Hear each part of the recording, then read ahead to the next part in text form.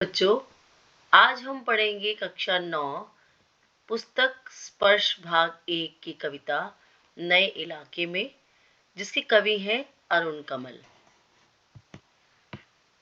कविता पढ़ने से पूर्व उसका सार जानते हैं। नए इलाके में कविता अरुण कमल द्वारा रचित है, जिसमें कवि ने परिवर्तनशील जीवन की ओर संकेत किया है। कवि नए बसते हुए इलाके में जाकर अक्सर रास्ता भूल जाता है, क्योंकि वहां प्रतिदिन कोई ना कोई परिवर्तन हो रहा है और पुरानी स्मृतियां धूमिल पड़ रही हैं। वह उन निशानियों को ढूंढता रह जाता है जिनके सहारे उसे अपनी मंजिल तक पहुंचना था।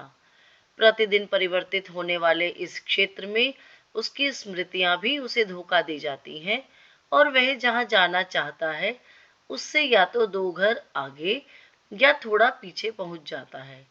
उसे लगता है कि उसे हर द्वार खटखटाकर पूछना पड़ेगा कि क्या यही वह घर है जहां उसे जाना था, या कोई उसे पहचान कर ही पुकार लेगा और कहेगा कि इधर आ जाओ, तुम्हें यहीं आना था।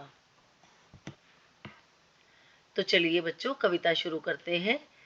इन नए बसते इलाकों में जहां रोज बन रहे हैं नए नए मकान, मैं अक्सर रास्ता भूल जाता हूँ, धोखा दे जाते हैं पुराने निशान।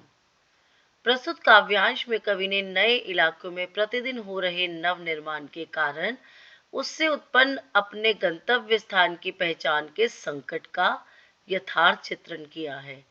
कभी किसी नए इलाके में पहुंचता है तो अक्सर रास्ता भूल जाता है। कारण यह है कि वहां रोज नए नए मकान बन रहे हैं। उन नए मकानों के भ्रम में वह रास्ता भूल जाता है। उसने अपनी मंजिल तक पहुंचने के लिए आने जाने के रास्तों पर जो निशान बनाए थे वे अब मिट चुके हैं और कवि को अपनी मंजिल तक पहुंचने में कठिनाई हो रही है।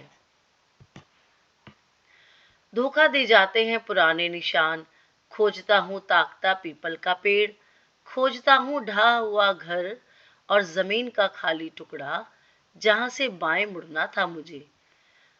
इन पंक्तियों के माध्यम से कवि कहना चाहते हैं कि उसने अपनी मंजिल तक पहुंचने के लिए मार्ग में कुछ निशान बनाए थे जो अब काम नहीं आ रहे, क्योंकि पुराने निशानों के स्थान पर नव निर्माण हो चुका है।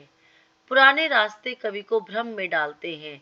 कवि कहता है कि अपनी मंजिल पर पहुंचने के लिए उसने रास्ते में जो निशानियां बनाई थी, जैसे पीपल का पेड़, ढहा हुआ घर, खाली जमीन का टुकड़ा, जहां से कवि को बाएं मुड़कर 2 मकानों के बाद बिना रंगों वाले फाटक लगे एक मंजिला घर को निशान के रूप में याद किया था, वे सब के सब परिवर्तित हो चुके हैं और कवि को ये सभी निशान धोखा दे जाते हैं। फिर 2 मकान बाद बिना रंग वाले लोहे के फाटक का घर था एक मंजिला, और मैं हर बार एक घर पीछे चल देता हूँ या 2 घर आगे ठकमकाता। कवि ने 2 मकान बाद बिना रंगों वाले फाटक लगे एक मंजिला घर को निशान के रूप में याद किया था। वे सब के सब इस परिवर्तनशील संसार में धोखा दे जाते हैं, यानी कि इनका अब कहीं नामो निशान नहीं रह गया है। उसे हर बार ऐसा लगता है जैसे वह एक घर पीछे आ गया है या 2 घर डगमगाते हुए आगे बढ़ गया है। अर्थात अपनी मंजिल पर पहुंचने में उसे बहुत ही कठिनाई हो रही है। यहाँ रोज कुछ बन रहा है, रोज कुछ घट रहा है। यहाँ स्मृति का भरोसा नहीं, एक ही दिन में पुरानी पड़ जाती है दुनिया। जैसे वसंत का गया पतझड़ को लौटा हूँ और बैसाख का गया भादों को लौटा हूँ। कवि अपनी स्मृति पर विश्वास न करते हुए और प्रतिदिन घटित होने वाली घटनाओं का वर्णन करते हुए कहते हैं कि प्रतिदिन मुझे परिवर्तन का आभास दिलाता है। हर स्थान पर कुछ न कुछ नवीन बनता रहता है, प्रत्येक दिन कुछ न कुछ घटता रहता है।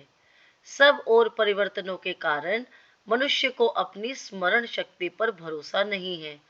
परिवर्तन के इस दौर में पुरानी यादें एक ही दिन में धूमिल पड़ जाती हैं।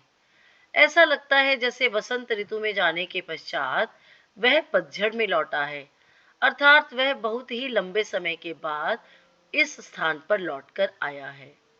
ऐसा प्रतीत होने लगता है जैसे बैसाख के महीने में जाकर कवि भादों को लौटा है, अर्थात लगभग 5 महीने के लंबे समय के बाद वह वापस लौटा है।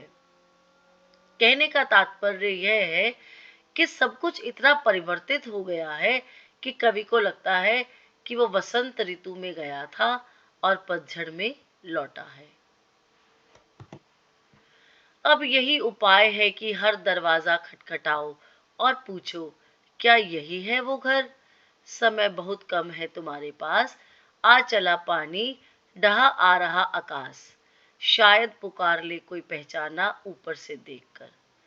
कवि के अनुसार अब यही उपाय शेष है कि प्रत्येक दरवाजे को खटखटाकर यह पूछा जाए, क्या यही वह स्थान है जिसे वह ढूंढ रहा था? जीवन में समय बहुत कम है, ऐसा लगता है जैसे आकाश सिर पर गिरा चला आ रहा हो।